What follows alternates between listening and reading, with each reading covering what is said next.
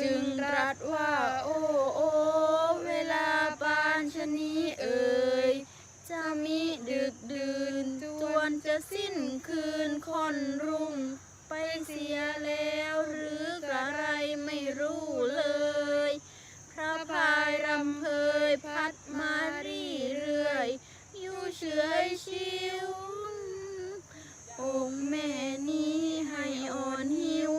สุดละห้อยทั้งดาวเดือนก็เคลื่อนคล้อยลงลับไม้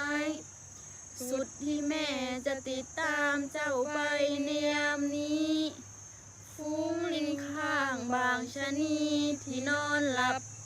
ก็กลิ้งกลับเกลือกตัวอยู่ยั่วเยียทั้งนกหกก็งัวเงียเงาเงียบทุกรวงรังแต่แม่เที่ยวเซซังเสาะแสวงทุกแห่งห้องหิมเวททั่วประเทศทุกราวป่าสุดสายนยนาที่แม่จะตามไปเล็งแลสุดโสดแล้วที่แม่จะซับซาฟังสำเนียงสุดสุรเสียงที่แม่จะรำเรียกพี่ไรร้อง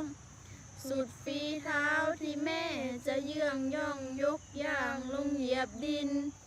ก็สุดสิ้นสุดปัญญาสุดหาสุดค้นเห็นสุดคิด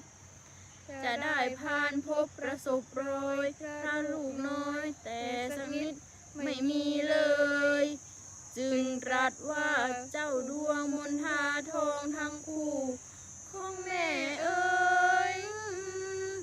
หรือว่าเจ้าทิ้งขว้างวางจิตไปเกิดอื่นเหมือนแม่ฝันเมื่อคืนนี้